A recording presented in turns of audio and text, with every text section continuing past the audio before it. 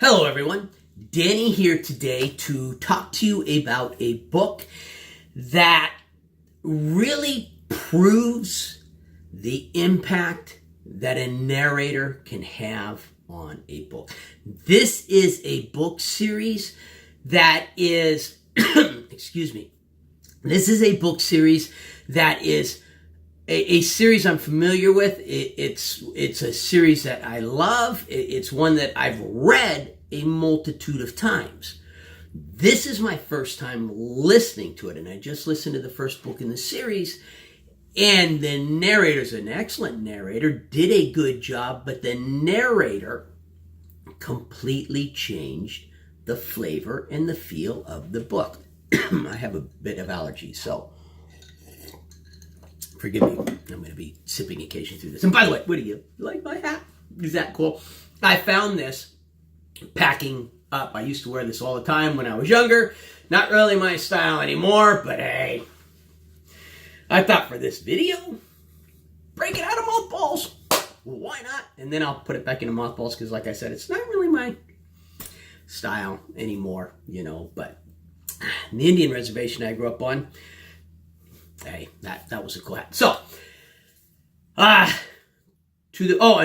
before actually I get to the book, I have a favor to ask. If you love audiobooks or even books in general, please subscribe to my channel, turn on notifications, and come with me, join me on my audiobook journey. Now, to the book. The book is called Sword in the Storm. It is the first in the Regante series. Sword in the Storm is the spirit name given to the main character, Conover. You meet Conover in the beginning of the book as an older warrior, king. He's somewhere along his journey of having saved his people, and he's striding into a glen to battle like 6 people. And then it flashes back to the day of his birth and several impactful things in his life that happen on the day of his birth. And it does not then go back to the glen. It continues from his birth forward. In fact, in this book, you never learn what happens in that glen. You have to wait for a future book to find out what happened in that glen. Now, with this series, I'm saying now a lot. I need to stop doing now.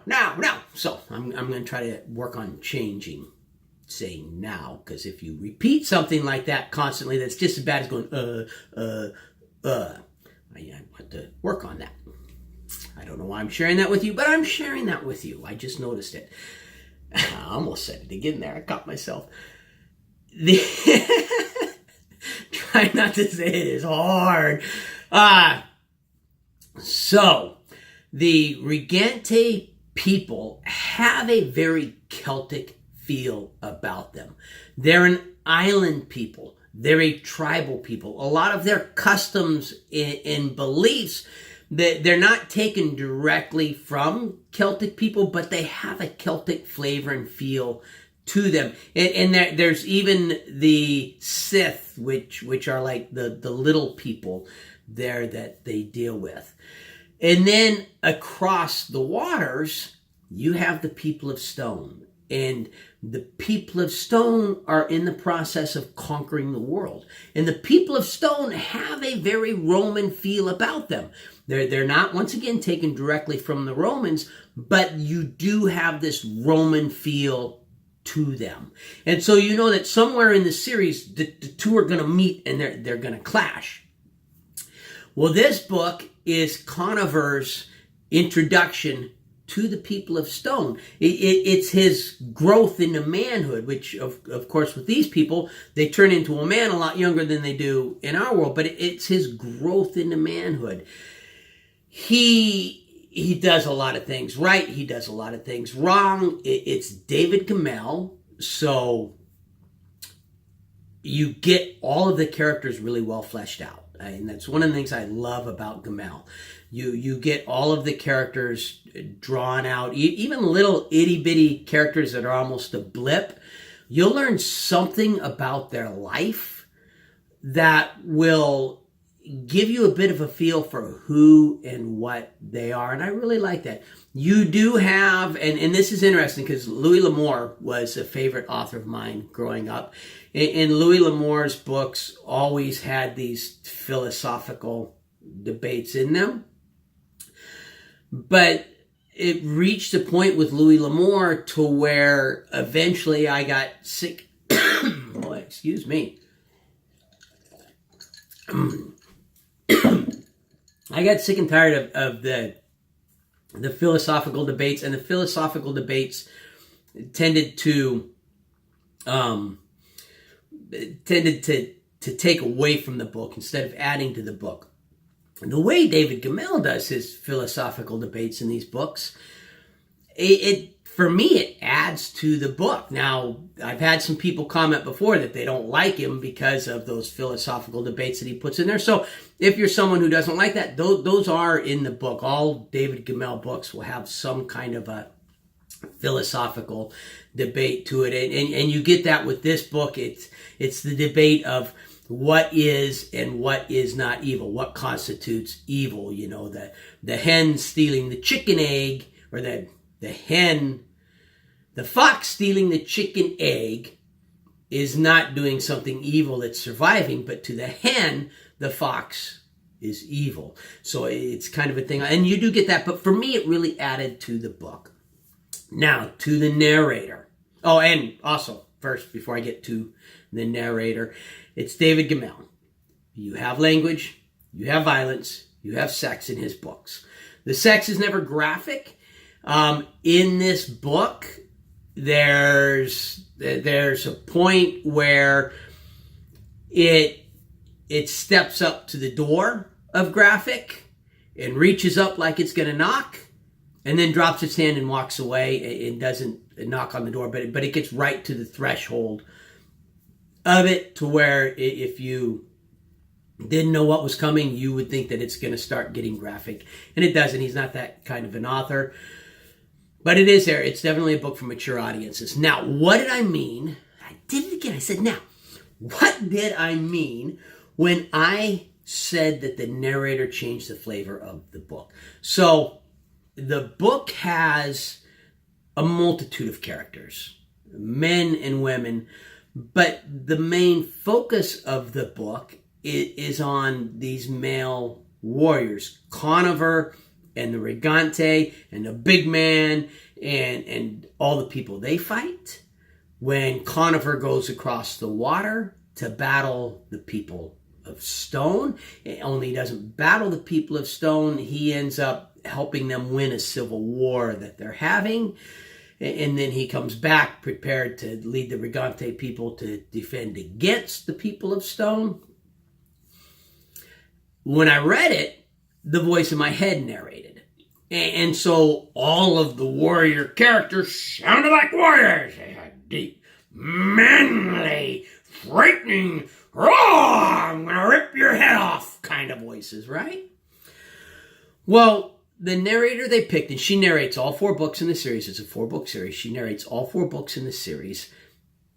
Well, I said she, so now you know what's coming. It's a lady. She's a British actress. I'm not going to try to pronounce her name. I tried finding a phonetic pronunciation of her name so I could pronounce it properly.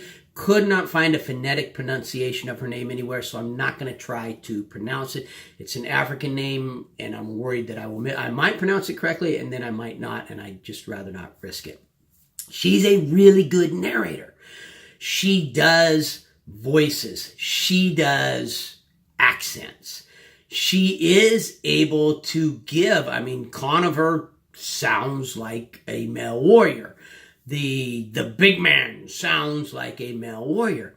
But then some of the characters, there's an accent that she uses in particular for some of the people of stone that has a very feminine feel to it.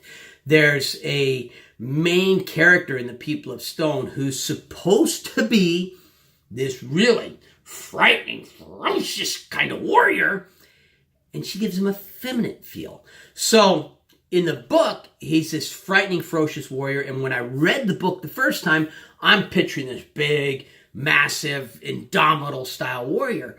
Well, under his voice, he transforms to more of an effeminate, flashy kind of a warrior. Still a frightening warrior. It's just his fighting style is different. Now I picture more of like a Three Musketeers kind of a warrior versus, a Braveheart kind of a warrior. And so it changes the flavor of the feel because several of the characters in the book now have this feminine sound to their voice. The picture you have in your head of them changes to give them more of an effeminate kind of an appearance. It doesn't ruin the book. Not by a long stretch. If I hadn't have read the book before, as often as I had, I don't know that I would have even noticed it. I just would have assumed that was how it was written. What it does do is it changes it. And for me, someone who's read it several times, I almost felt like at times I was listening to a completely different book than the one that I had read before. I'm looking forward to finishing this series. I'm looking forward to seeing the impact that the narrator had on the entire series and how the feel of the series. And then I might go back with my new job. I actually have time to read now. So I'm thinking what I might do is go back and read it and see if the voice in my head changes the books to match what they used to be for me, or leaves them, sounding like she left them sounding. If I explain that well enough that you can understand what I meant by that. I don't want to give the impression that she's a bad narrator, that she hurt the book at all. I had a hard time putting the book down, which is what I expected. She's a great narrator. It just changed the flavor and the feel of the book. And in this case, I can't say it was a positive because this was already a favorite book series of mine, but it definitely was not a negative. It didn't hurt my feelings about the book any at all. It didn't hurt my enjoyment of the book at all. If you like this video, please hit the like button. If you like my channel, subscribe, turn on notifications, join me on my audiobook journey. Questions, comments, feedback, put them down below. Let me know what you think of my hat.